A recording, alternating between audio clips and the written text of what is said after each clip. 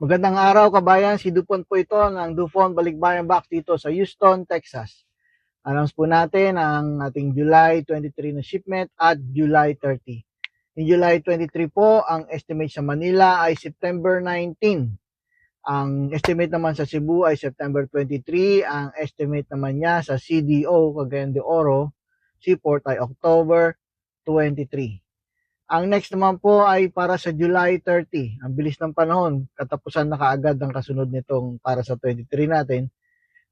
Manila, estimate niya ay September 24. Ang estimate naman niya sa Cebu ay September 30. Ang estimate naman niya sa CDO ay October 30. Yan pong estimate na yan ay binibigay po yan ng mga barko na estimate nila na dating. Usually, nakukuha natin yan sa custom broker natin.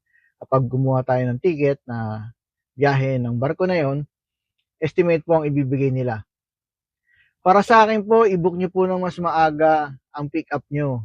Kasi kapag mas maaga umalis, mas sure ka sa target mo na arrival.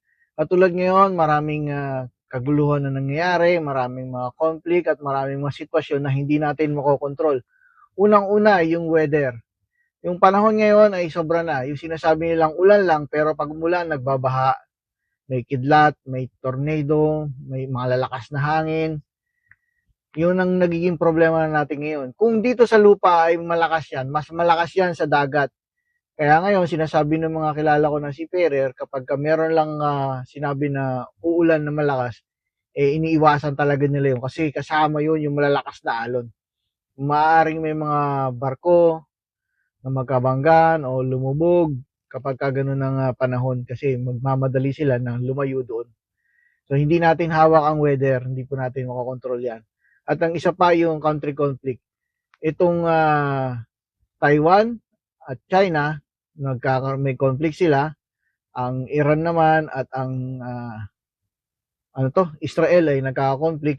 Nadadamay dyan ng Amerika dahil tumutulong lagi ang Amerika sa Israel.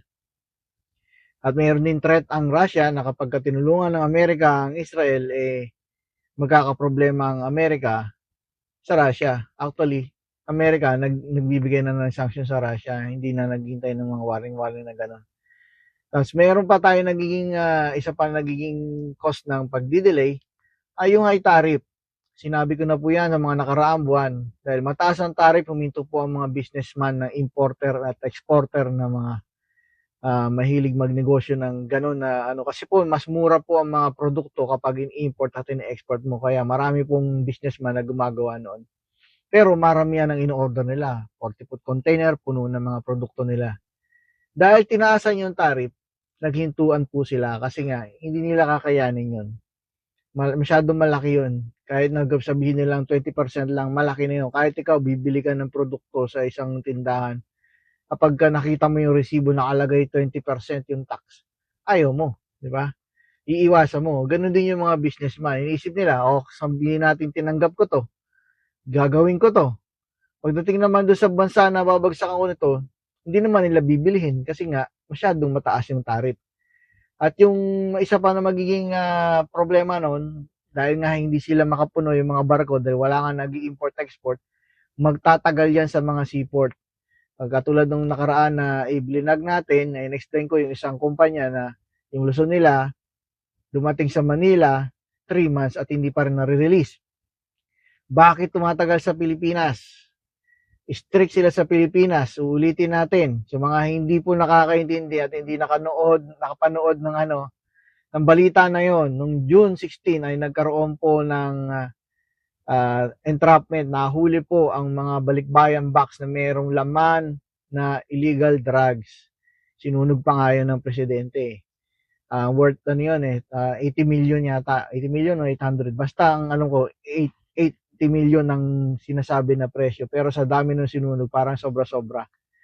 So kabayan, simula noon, nahuli yun, naging strict sila. Yung sinabi ko nakaraan, nung June 16 to June 30, lahat ng container binababa nila yung mga box at ini-x-ray isa-isang box.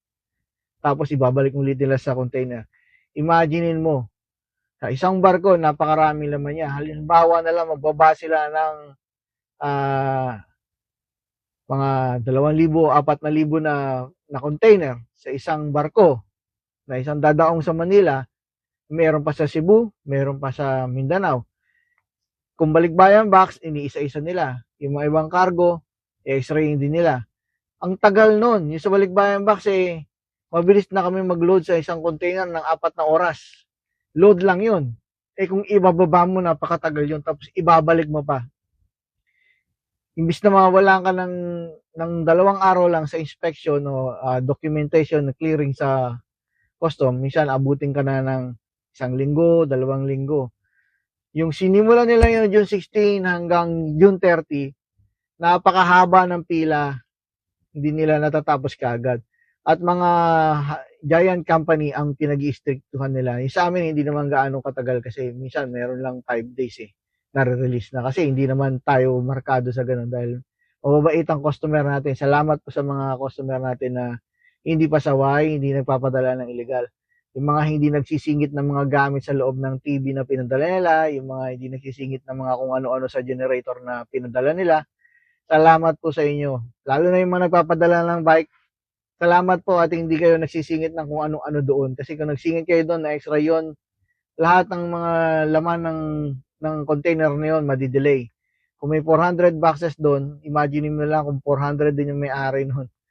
400 yung maghihintay. At pag naghintay yun, abutin pa yun ng 1 buwan doon sa custom. Kung dito pa nahuli yun sa Amerika pa lang, may 1 buwan ka na. Pagdating sa Pilipinas, uhulihin ka ulit kasi markado ka. Kaya tumatagal yan. Kung ginabot ka lang ng mga 20 days dito, malamang ganun din sa Pilipinas, abutin ka rin ng 20 days na delay doon.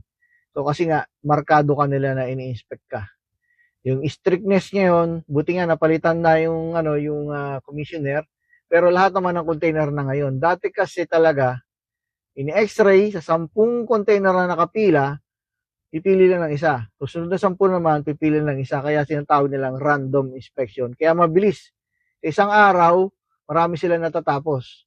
Ilan lang ang x-ray machine doon? 3. Parang ang gumagana lang, 2. Ay, hindi, 4 pala. Ang gumagana, 2. So, ginabadali nila yung ma-x-ray.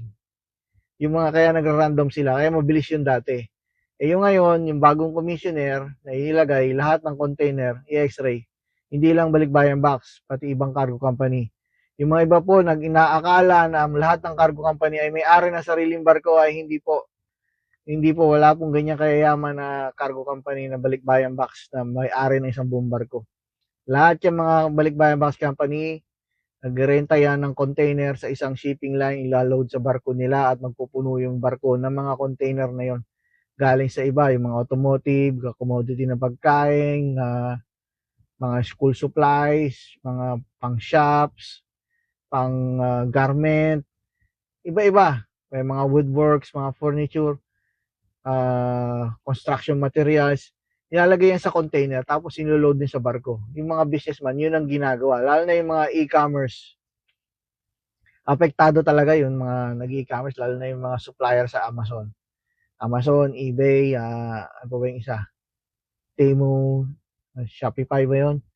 Yung mga yun, marami yung nag-i-import ng maramihan ng isang buong container.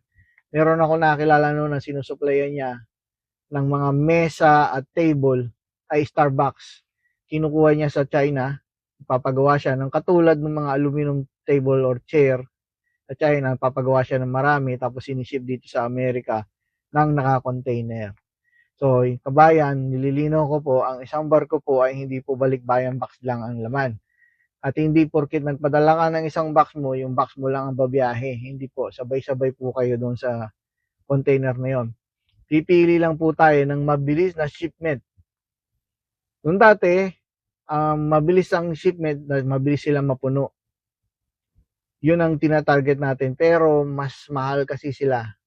Ibang company, sobrang mura, ang kinukuha naman nila, yung maliliit, ay yung malalaking masyadong container, na barko, na maraming karga ng container, matagal pumapuno yung kaya tatagal. So, yung mga nagpa-promo na sobrang mura, ganun po ang ginagamit nila. Kaya yung nagmamayabang na nauna to sa ganito, sobrang mura. And then, natsambahan niya lang yun na kung kailan napupuno na, saka dumating yung container niya. Pero may mga container yun nauna na doon din sa barko na yung sasakay. Na yun ang delay, yung huling-huli na dumating, yun ang tama ang timing. So, hindi sila pare-pareho. Meron lang siguro mangilan-ngilan, isa, ganun, dalawa, pero hindi lahat yun na magsasabay-sabay. Kasi yung container na yun, sasakay sa isang barko, na kasya ang maraming container, libo-libo.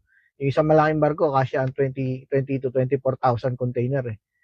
Imagine mo yung gaano katagal nilang pupunuin yun. Pag ang mga tao hindi nag-i-import-export, mihina. Sana ngayong Pasko ay marami na ulit magpadala. Ay remind ko po pala yung para sa mga Mindanao.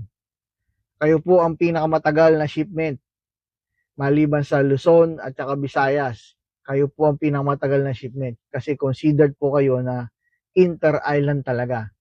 Yung sa Cebu naman, ang mga inter-island na malalayo, medyo delay din sila ng mga 2 linggo o 3 linggo pa. Pero yung Mindanao, talagang pinakamatagal po yan. Kaya po magpapadala po kayo ng para sa Pasko, agahan nyo po. Kapag sinabi po na kunyari ito, katulad nito, yung July 23 natin, ang estimate niya sa CDO, sa Cagayan de Oro na warehouse ay sa seaport, ay October 23, maaring maging November 23 yan. Kasi inaabot na ng delay ng ilan yung sa bagyo, yung sa conflict, yung sa tariff, tapos yung strictness. 4 na ang kalaban mo na delay ngayon. Kailangan mo mag-adjust talaga. Yung sa mga taga Luzon, Visayas, medyo okay pa sila kasi kahit abuti sila ng 3 buwan, pasok pa rin sila Pero yung Mindanao, baka abutin kayo ng 4 na buwan. Yearly po, ang October na shipment ay inaabot ng 4 na buwan. So, wag po kayo magpapadala ng October sa Mindanao. Kapag Luzon, Visayas naman, inaabot yan ng 3 buwan kapag October ka na nagpadala. Kaya yung iniisip nila na tama pa rin ang bilang pagdating ng October, hindi po. Ang the best po magpadala ay July, August, at September. Pero sa September, hindi na po aabot yung para sa Mindanao. Yung sa Cebu, aabot po yun. Tsaka kahit inter-island ng Cebu, aabot pa po yun ng Pasko sa mas maganda maaga, mga November 23, November 24, November 30, okay pa yun, makakaabot ka pa sa Pasko. Kasi pag umabot man ng December 10, dumating sa Pilipinas, tapos iisipin mo malalabas yan December 16, no, nag-holiday na yung mga yan, December 16. Mabagal na yan, kulang na sa tao. Matatapos na yan pagkatapos na ng Pasko o pagkatapos na ng New Year. Doon sila ulit magmamabilis. So kabayan, yung mga may problema last year sa ibang cargo company na nagpadala ng October, pagkatapos magta-try kayo sa amin, inaabisahan na po namin kayo na huwag niyo pong gagawin yun. Lahat po ng cargo company, pag October ka nagpadala at papunta pa ng Mindanao, ang target mo, negative na yun, hindi naabot ng Pasko yun. Lalo, yung kami mga customer nun ang kulit nagpapadala ng October 2nd week tsaka 3rd week.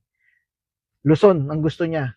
Hindi umabot ng Pasko kasi ang dating nung ganun, mga January 11 na January 4 tsaka January 11. Kabisado ko na yung yung date na yun dahil yun yung nakalagay sa booking. Naka-estimate yun, ganun ang araw ng dating. So, merong iba na nagpadala sila daw ng December, dumating ng February, sabi nila, 2 buwan lang. Hindi kasi nalampasan mo na yung pinakamaraming congestion na maraming mga nagpapadala na inter-island at international container na pupunta ng Pilipinas. Napupuno po yan. Kaya po may tinatawag na port congestion. Pag nag-port congestion po, hindi lang po sa Pilipinas. Kahit saan po sa buong mundo. Siguro ngayon, sana bumilis. Dumami na yung magpadala, mabilis mapupuno. At sana hindi magka-port congestion dahil maraming ang businessman na hindi na nag-i-import-export. So hanggang dito na lang po kabayan. Sana po ay naintindihan nyo. Hanggang sa muli po, kapag meron pong kailangan itanong, tawagan niyo po ako, i-text niyo po ako. Ang number ko po ay 510-331-5545. That is 510-331-5545. Hanggang sa muli po, kabayan, pag may tanong po, mas maaga po, padala po kayo maaga. Hanggang sa muli, Dupont po, Dupont Balikbayan Box.